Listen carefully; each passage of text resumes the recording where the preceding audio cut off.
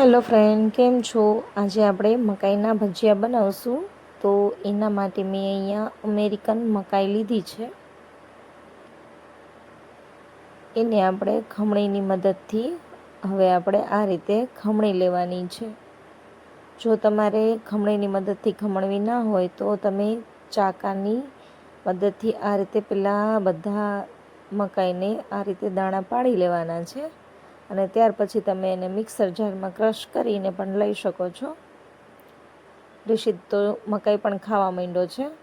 હવે આપણે જો તમે અહીંયા બાફીને મકાઈ લો તો પણ ચાલે, પણ એના વગર તમે જો એમને મત લેશો તો વધારે સારું, કેમ કે આપણે ક્રશ જ કરવાની છે એટલે બાફવાની કોઈ જરૂર નથી.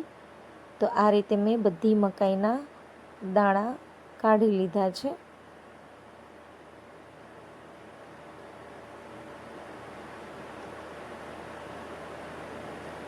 હવે આપણે એને મિક્સર જારમાં હું ક્રશ કરવા માટે ભરી લઈશ.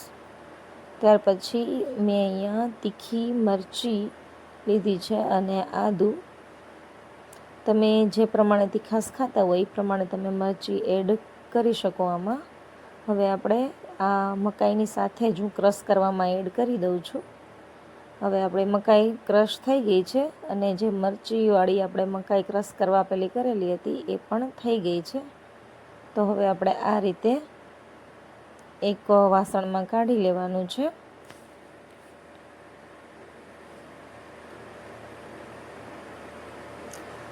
આ મકાઈના ભજીયા આપણે ચોમાસામાં કે શિયાળાની ઠંડીમાં બહુ જ મજા આવે છે ખાવાની.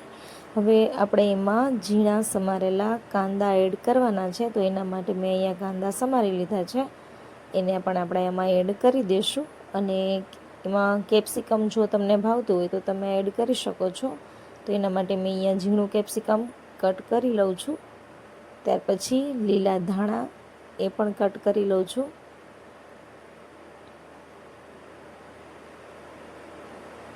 હવે આપણે એમાં મસાલા એડ કરશું. તો એમાં મેં અહીંયા 1 થી 1.5 ચમચી જેટલું મીઠું એડ કર્યું છે.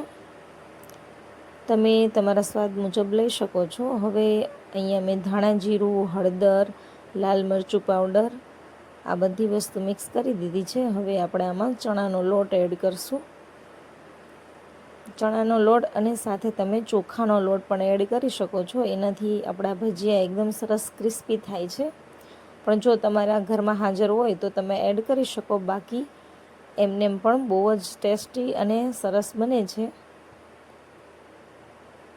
તો આ રીતે આપણે ચણાના લોટના કે ગઠ્ઠા ન રહે એ ખાસ ધ્યાન રાખી અને સરસ મિક્સ કરી દેવાનું છે. આ રીતે કન્સિસ્ટન્સી રાખવાની છે એટલે આપણું ભજીયું સરસ પડે. હવે આપણે તેલ ગરમ થવા મેં મૂકી દીધું હતું.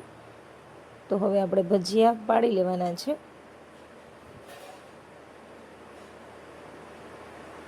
આ ભજીયાને તળાતા થોડોક ટાઈમ લાગે છે વધારે, અને તમારે આમાં ગેસ ધીમો નથી રાખવાનો, ફૂલ ફ્લેમ ઉપર જ તમારે ભજીયાને તળવાના છે.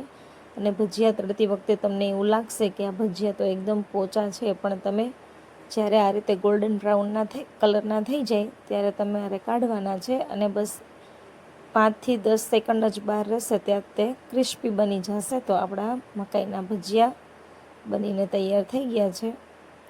તો ફ્રેન્ડ, મારો વિડીયો તમને પસંદ આવે તો લાઇક, શેર અને સબસ્ક્રાઈબ કરવાનું ભૂલતા નહીં. તમે એકવાર ઘરે ચોક્કસથી બનાવજો, બહુ જ ટેસ્ટી બને છે. તમે આને ટોમેટો કેચઅપ કે કોઈ પણ ચટણી સાથે સર્વ કરી શકો છો. Thank you.